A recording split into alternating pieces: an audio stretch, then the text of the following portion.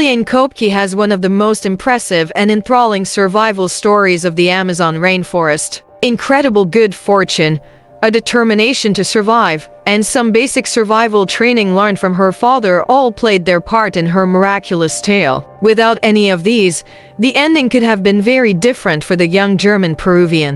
In 1971, Juliane was the sole survivor of Lanza Flight 508, which disintegrated in mid-air over the Peruvian rainforest. Plummeting over 2 miles down into the dense jungle, she survived the crash and endured 11 harrowing days alone. The crash occurred on December 24th, making her story not just one of survival, but of a Christmas miracle. Her knowledge of the rainforest, taught by her biologist parents, and her incredible willpower enabled her to persevere through injuries and the unforgiving environment.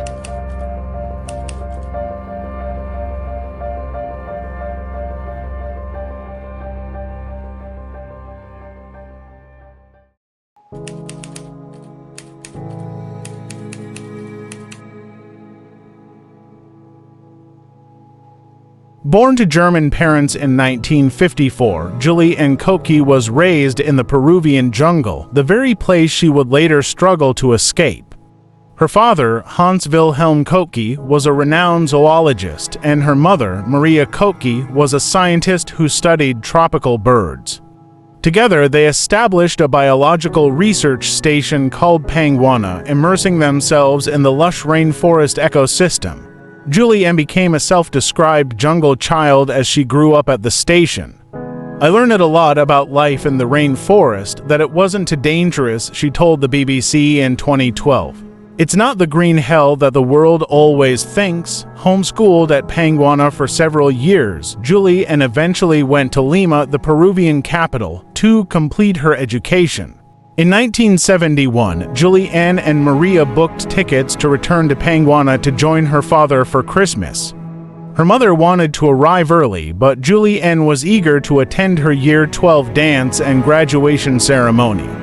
Their only option was to fly out on Christmas Eve on Lanza Flight 508, a turboprop airliner that could carry 99 people. Juliane's father knew the Lockheed L-188 Electroplane had a terrible reputation. Of 170 Electras built, 58 had been written off after crashes or severe mid-air malfunctions. He urged them to find an alternative route, but with Christmas approaching, Juliane and Maria decided to book their tickets.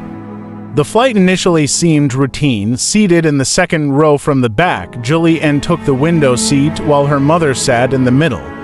They ate their sandwiches and admired the rainforest below. But 15 minutes before they were supposed to land, the sky suddenly grew black. Daylight turns to night and lightning flashes from all directions.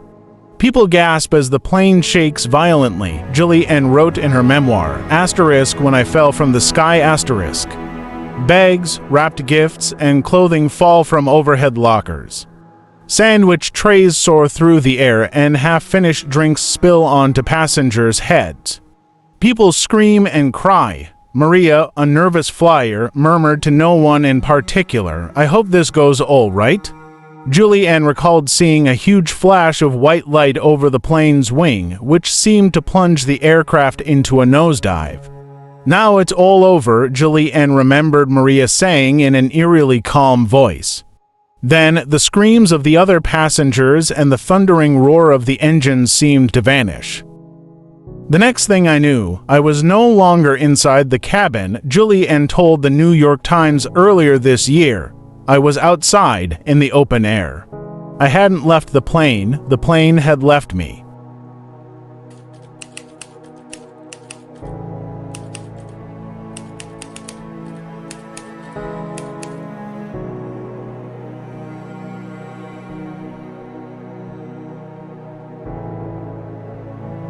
On the floor of the jungle, Juliane assessed her injuries. Woozy and confused, she assumed she had a concussion. Her collarbone was also broken, and she had gashes on her shoulder and calf. "I lay there, almost like an embryo, for the rest of the day and a whole night until the next morning," she wrote. Without her glasses, Juliane found it difficult to orient herself. Her first priority was to find her mother. Maria, a passionate animal lover, had bestowed upon her child a gift that would help save her. Juliane could identify the croaks of frogs and the bird calls around her. I recognized the sounds of wildlife from Panguana and realized I was in the same jungle, Juliane recalled. She was not far from home, but one wrong turn and she would walk deeper into the world's largest rainforest. There was almost nothing my parents hadn't taught me about the jungle. I only had to find this knowledge in my concussion-fogged head. Juliane finally pried herself from her plane seat and stumbled blindly forward. She found a packet of candies that must have fallen from the plane and walked along a river, just as her parents had always taught her. Her father had warned her that piranhas were only dangerous in the shallows, so she floated midstream, hoping she would eventually encounter other humans. The jungle was in the midst of its wet season, so it rained relentlessly. Everything was too damp for her to light a fire. No trees bore fruit. Much of what grows in the jungle is poisonous, so I keep my hands off what I don't recognize, Juliane wrote. On her fourth day of trudging through the Amazon, the call of king vultures struck fear in Juliane. The scavengers only circled in great numbers when something had died. The call of the birds led Juliane to a ghoulish scene. 3 passengers, still strapped to their row of seats, had hit the ground with such force that they were half buried in the earth. One of the passengers was a woman, and Juliane inspected her toes to check if it was her mother. They were polished, and I took a deep breath.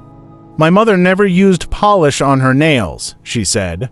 Juliane could hear rescue planes searching for her, but the forest's thick canopy kept her hidden. She was sunburned, starving, and weak, and by the 10th day of her trek, ready to give up. Ice-cold drops pelt me, soaking my thin summer dress. The wind makes me shiver to the core. On those bleak nights, as I cower under a tree or in a bush, I feel utterly abandoned, she wrote. But around a bend in the river, she saw her salvation, a small hut with a palm leaf roof. Inside, she found a can of petrol. The gash in her shoulder was infected with maggots. She poured the petrol over the wound, just as her father had done for a family pet. The pain was intense as the maggots tried to get further into the wound. I pulled out about 30 maggots and was very proud of myself. I decided to spend the night there, she said. The next day, she awoke to the sound of men's voices and rushed from the hut.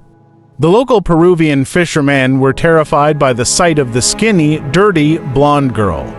They thought I was a kind of water goddess, a figure from local legend who is a hybrid of a water dolphin and a blonde, white-skinned woman, she said. But Juliane's parents had given her one final key to her survival. They had taught her Spanish. I'm a girl who was in the Lanza crash, she said to them in their native tongue. My name is Juliane.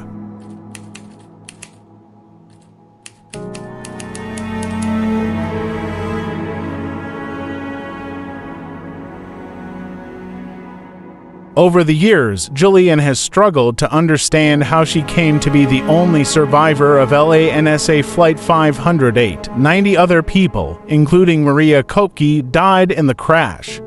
It's believed that 14 people survived the impact but were not well enough to trek out of the jungle like Juliane. The cause of the crash was officially listed as an intentional decision by the airline to send the plane into hazardous weather conditions.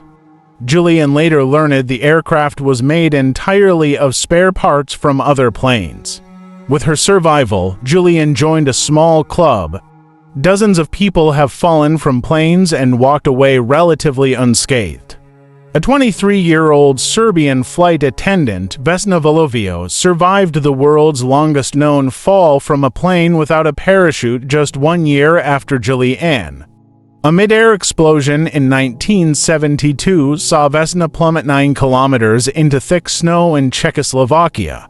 She suffered a skull fracture, 2 broken legs, and a broken back. But still, she lived, and no one can quite explain why. Juliane has several theories about how she made it back in one piece. She wonders if perhaps the powerful updraft of the thunderstorms slowed her descent, or if the thick canopy of leaves cushioned her landing. Now a biologist, she sees the world as her parents did. In her mind, her plane seat spun like the seed of a maple leaf, which twirls like a tiny helicopter through the air with remarkable grace. The forces of nature are usually too great for any living thing to overcome, but sometimes, very rarely, fate favors a tiny creature. An upward draft, a benevolent canopy of leaves, and pure luck can conspire to deliver a girl safely back to Earth like a maple seed. That girl grew up to be a scientist renowned for her study of bats. She still runs Panguana, her family's legacy that stands proudly in the forest that transformed her. The jungle is as much a part of me as my love for my husband, the music of the people who live along the Amazon and its tributaries, and the scars that remain from the plane crash, she said.